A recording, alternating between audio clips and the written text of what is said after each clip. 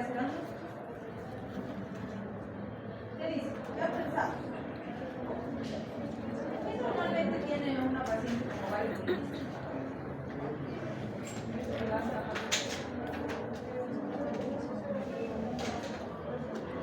Ya suele tener mayor acumulación de peso, ¿no? Tiene una obesidad más social, ¿sí?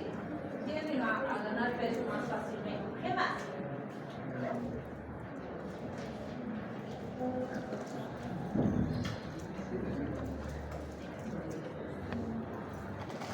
Tienen más acné, tienen más vello facial, tienen, pueden tener engrosamiento de la voz, o sea, tienen más características masculinas, tienen menos probabilidad de embarazarse, por ejemplo, pueden tener alteraciones en la fertilidad y tienen resistencia a la insulina. ¿Por qué? Más o menos, o sea, los quistes ováricos producen hormonas y producen hormonas con características más androgénicas, ¿sí? Entonces no se olviden que las hormonas son hormonas esteroideales que se van a producir en los ovarios poliquísticos. Entonces eso hace que sí la pacientita tenga más características masculinas, por un lado, porque tiene hormonas que no son propias de su género, y segundo, tiene más riesgo de tener diabetes porque tiene resistencia a la insulina, ¿sí?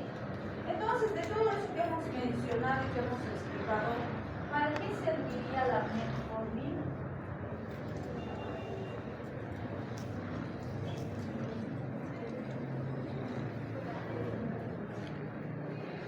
¿Para qué?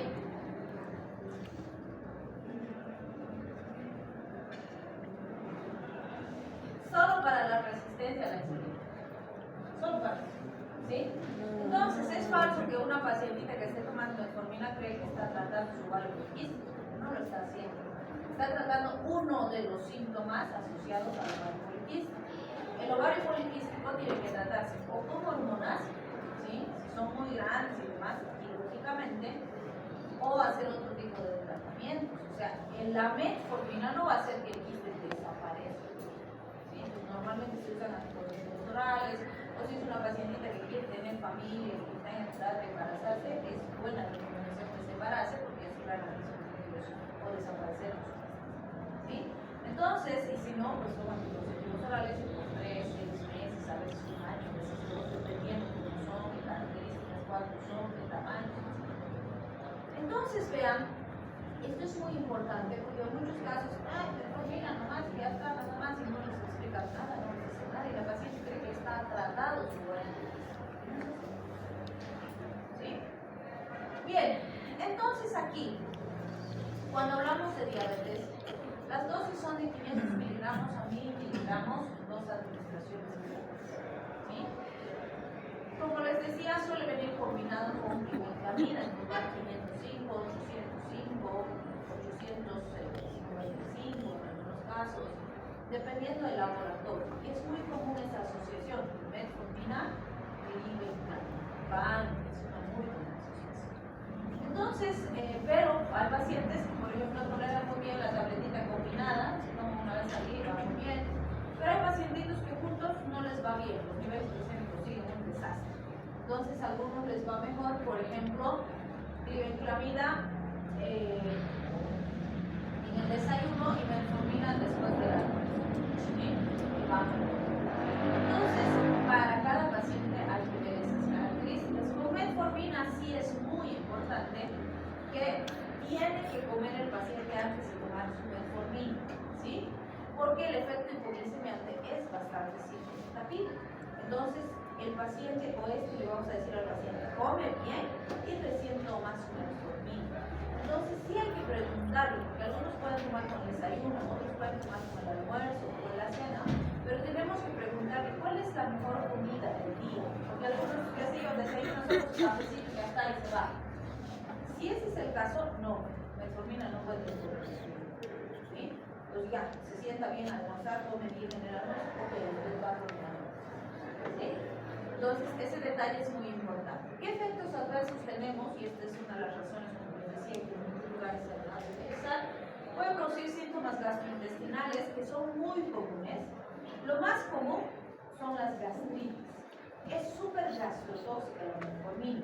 Entonces siempre hay que preguntarle al pacientito si no está teniendo acidez, reflujo, epigastral, porque es muy frecuente. Si es el caso, entonces hay que usar un depósito gástrico más.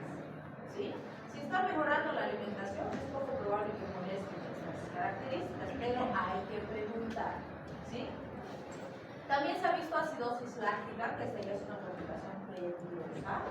No se debe usar si el paciente ya tiene insuficiencia renal y insuficiencia hepática, y si estamos usando a largo plazo metformina, hay que vigilar función hepática y función renal por lo menos cada 3 meses, porque se puede comprometer, es tóxico, ¿sí? Puede producir insuficiencia renal y insuficiencia hepática. Si el paciente tiene insuficiencia cardíaca, no se recomienda usar metformina, tampoco en pacientes con estados hipóxicos acidóticos, porque puede empeorar el cuadro, y está contraindicado su consumo con alcohol. ¿Sí? Y bueno, en general el paciente diabético tampoco puede consumir alcohol. Pero van a ver que tenemos pacientes que son diabéticos, que están recibiendo metformina y bien que les están tomando sus diabetes. Entonces hay que recomendar que no deben asociar. ¿Sí? Bien. Tenemos también las tiazolidinediones. Aquí vamos a hablar de la pioglitazona, o de las 2 glitazonas de este grupo. De la pioglitazona, las dosis son de 15 a 30 miligramos en una sola administración, hasta 45 miligramos por unidad con dosis máxima. Sin embargo, lo habitual es que el paciente reciba 15 y llega hasta ahí. ¿Sí? Va bastante bien. Estas van a actuar en la regulación de la expresión génica con los receptores PPAR gamma y los PPAR alfa específicamente. ¿Y eso qué va a producir? Va a disminuir la resistencia a la insulina, aumenta la captación de glucosa, aumenta el metabolismo de la glucosa, disminuye la gluconeogénesis a nivel hepático y disminuye la grasa visceral, pero aumenta la grasa subcutánea. Esto hace que el paciente tenga una obesidad central, si quieren, marcada, ¿vale? Es decir, en semiología han debido ver o van a ver las famosas IVAs de búfalo, ¿no? Donde el paciente pues, es más grueso en la parte central, pero los brazos, las piernas son como más flacos, ¿no? Entonces le da una apariencia un poco diferente al paciente. Sin embargo, todos estos beneficios son realmente aprovechables, realmente buenos en pacientes con diabetes tipo 2. Pero como está actuando en varios lugares, hay otros efectos adversos que hay que cuidar. Puede haber edema, se han descrito anemias en los pacientes, aumento de peso por este aumento de la grasa subcutánea, puede haber edema macular, fracturas en las mujeres principalmente, y no se debe usar si el paciente tiene insuficiencia cardíaca o ya tiene hepatopatías antes de iniciar el tratamiento. O sea, tiene efectos adversos importantes, pero no son muy frecuentes, entonces a veces se presentan y a veces no se presentan. Bien, cuando hablamos de las carbosa en inhibitor, estos serían inhibidores de la glucosidasa alfa. Entonces necesitamos recordar qué es la glucosidasa alfa. ¿Se acuerdan de la glucosidasa alfa? ¿Se acuerdan o no se acuerdan?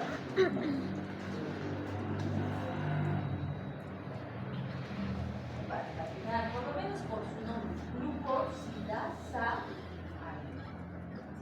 Es una enzima que nos permite degradar carbohidratos a nivel intestinal. ¿Para qué degradamos los carbohidratos? Para convertirlos en monosacáridos y poderlos asimilar más fácilmente. ¿Sí? Entonces, fíjense, lo que hacen estos es inhibir a esa enzima. ¿Cuál sería el resultado? ¿Qué pasaría si los carbohidratos que ustedes comen no los pueden romper o fraccionar? ¿Qué pasaría a nivel intestino? ¿Qué pasaría? ¿Qué? No se van a absorber, porque no se olviden que necesitan estar en sus unidades estructurales más pequeñitas para absorberse. Si no se rompen, no se absorben. Entonces, ¿qué hacen estos? Evitan que los polisacáridos, vamos a decir, se conviertan en disacáridos, en monosacáridos, que es la forma en que se absorben. Y si no se fragmentan, no se absorben. Si no se absorben, es como si no comieran carbohidratos. ¿Sí?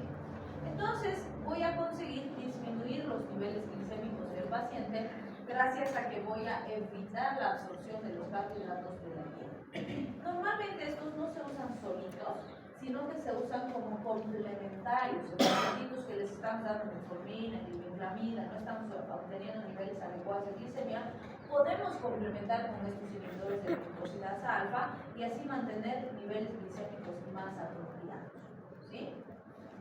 Efectos adversos.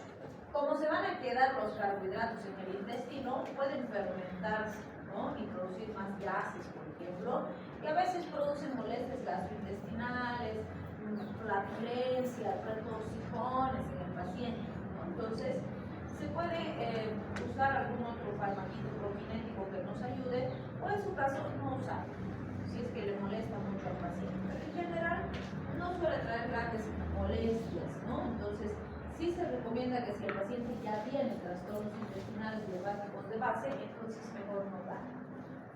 Bien, aquí están los análogos de amilina. Ahí hablamos de la pramlintida. La pramlintida, vamos a ver que se fija a los receptores de amilina. Ustedes saben que la amilina en condiciones normales lo que hace es disminuir las oscilaciones de glucosa postprandial, porque participa en la regulación del metabolismo energético con la insulina y el glucagón. Disminuye las concentraciones de glucagón. ¿Por qué nos interesaría la disminución de las concentraciones de glucagón?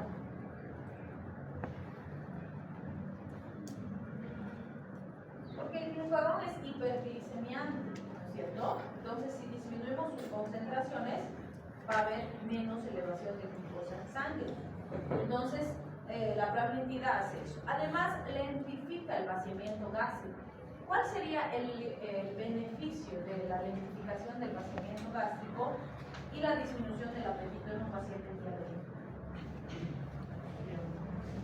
No va a comer, pues, porque va a sentirse lleno, va a sentirse satisfecho y no va a querer comer más carbohidratos. No se olviden que una de las 5 P's es la polifagia, ¿sí?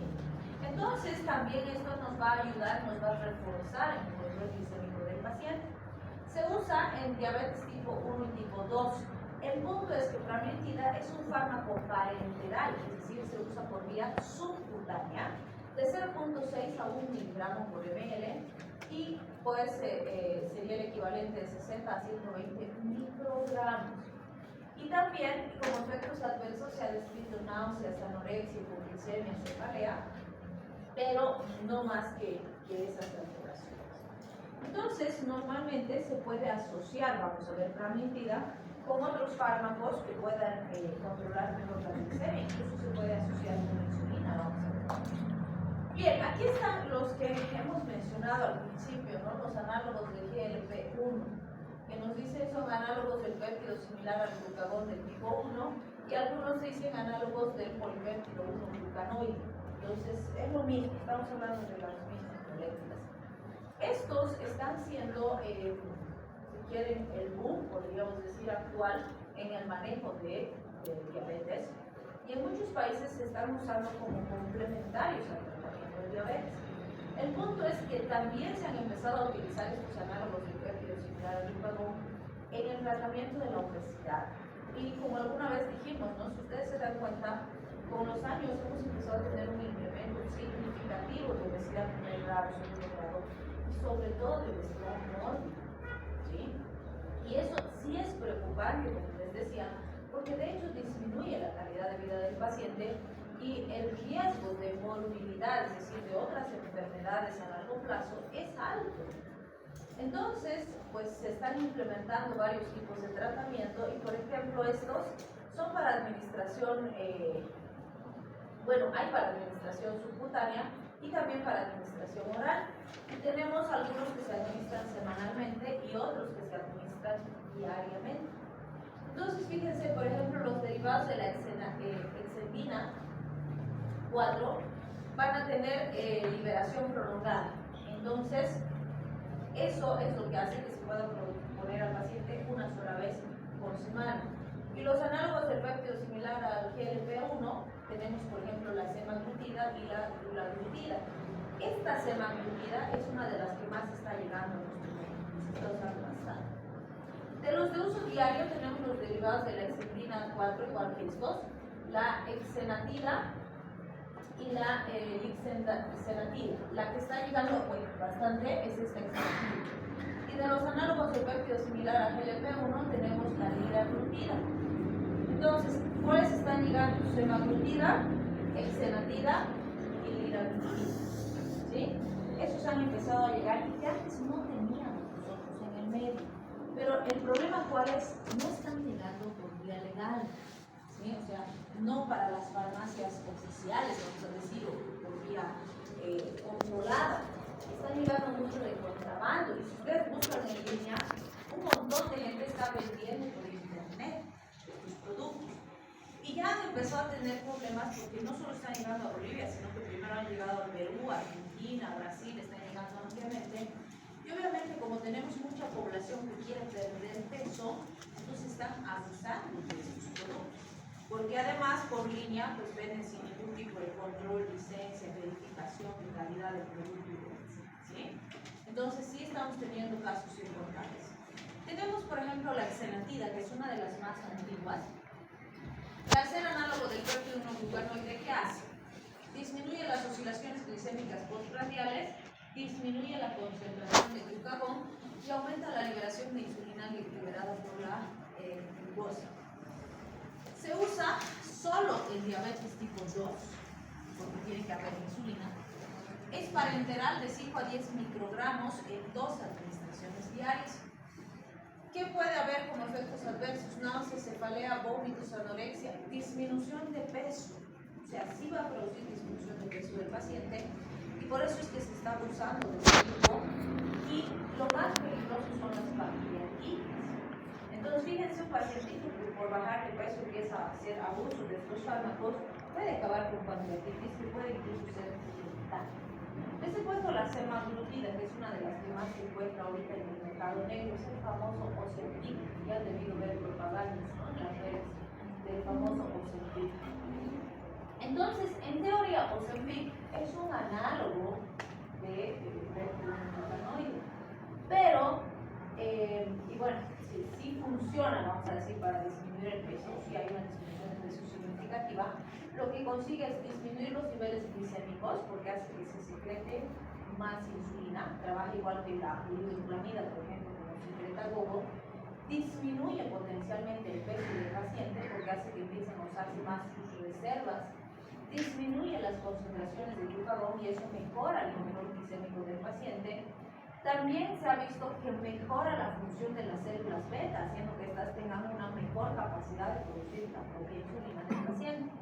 Disminuye el riesgo cardiovascular y esta es la razón por la que hemos empezado a usar en los obesos mórbidos, porque no se olviden que obesidad mórbida más diabetes, por ejemplo, el riesgo cardiovascular es altísimo, ¿sí? Y bueno, obesidad mórbida solita ya tiene el riesgo cardiovascular significativo, ¿sí? Entonces esta sí realmente han demostrado que disminuye el riesgo cardiovascular y también disminuye la presión arterial. Entonces, realmente tiene grandes beneficios, pero hay que usar cuidadosamente. Se recomienda, por ejemplo, como es parenteral, primero empezar con 0.25 miligramos por semana. Una sola vez a la semana, 0.25. Y si se fijan, la mayoría de estos administradorcitos vienen con sus medicitos para regular cuánto le va a administrar a la paciente. Luego, 4 semanas, o en 4 semanas más bien, vamos a subir la dosis de 0.25 a 0.5 miligramos por semana. Y después de 4 semanas más, o sea, fíjense, ya vamos 2 meses, ¿no? Vamos a subir a 1 miligramo por semana. Y eso vamos a ir usando hasta conseguir el resultado que necesitamos, que obviamente va a ser largo, van a ser varios meses. Y vamos a ir controlando al paciente. En ese proceso hay que vigilar función hepática, función renal, controlar la alimentación, controlar la actividad física. O sea, no es nomás agarrar y pues meterse en fármaco, ¿sí? Y el problema es que quienes están usando de forma indiscriminada y sin ninguna vigilancia médica, están haciendo eso, se están pinchando. Y obviamente el paciente, ¿qué hace? Cuando se pincha una vez por semana ve el resultado y dice, wow, si me pincho todos los días voy a bajar más. Entonces está viendo el riesgo. Y además, ¿qué es lo que han detectado? Sobre todo en Brasil y en el Perú, han empezado a tener muchos pacientes ya han llegado complicados con hipoglicemia, ya han llegado hipoglicémicos al hospital. Y cuando han averiguado qué ha pasado y demás, no eran pacientes diabéticos en primer lugar, y segundo, se estaban poniendo Ozempic. Pero era un Ozempic que no tenía semaglutida, era un Ozempic que le han metido insulina. ¿Sí? Entonces no se olviden que tenemos mucha falsificación de fármacos en el medio. Recuerden que les digo, aquí la gente es súper inescrupulosa.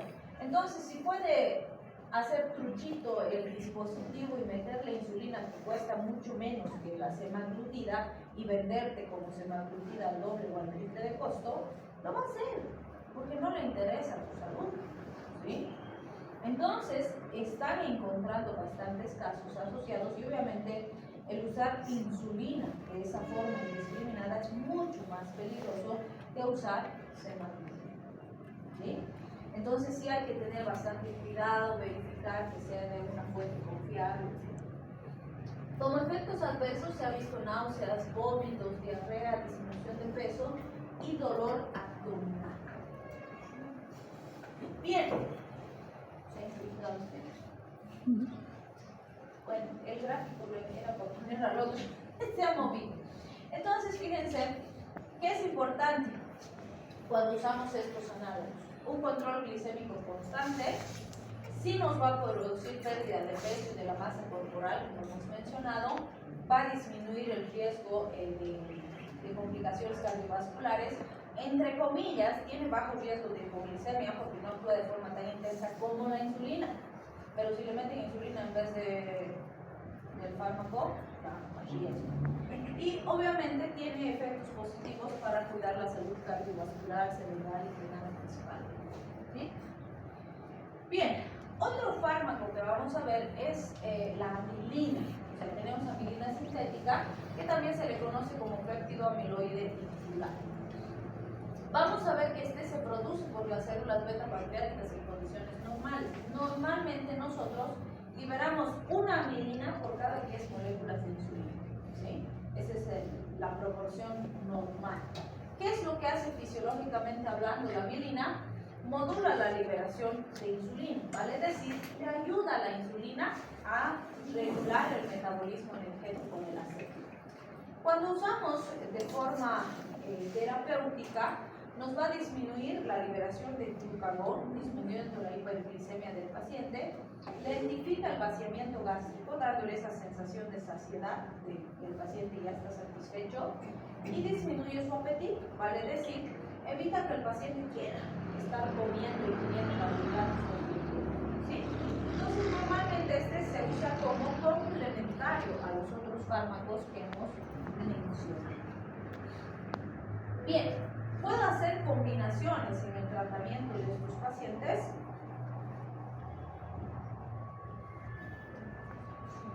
Sí, como hemos dicho, ¿de qué depende el tratamiento? Del control glicémico del paciente. Entonces, si por ejemplo,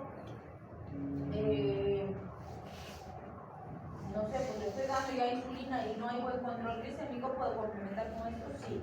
O le estoy dando glibenclamida, metformina y no hay buen control glicémico, ¿puedo complementar? Sí. Entonces, el objetivo de combinar el tratamiento siempre es alcanzar el nivel glicémico adecuado. ¿Sí? Si ha fracasado con lo que estoy usando, entonces combino. Entonces, por ejemplo, me dice, ¿cuándo combino con exenatida? Hemos dicho que la exenatida es parenteral, ¿no es cierto? Entonces, fíjense, si no he alcanzado mi control planeado de glucosa y he usado tiguanidas, y he combinado tiguanidas con sulfonilurias y aún así ha fracasado, ok, entonces combino. Obviamente, si combino, también tengo más riesgo de hipoglicemia, entonces tengo que vigilar mejor al paciente. ¿Cuándo combino con pramlintida? También hemos dicho que es parenteral. Por ejemplo, puede ser que igual no he conseguido mi glicemia postprandial adecuada, le estoy dando ya otro tratamiento al paciente, no hay buen resultado, entonces combino pramlintida.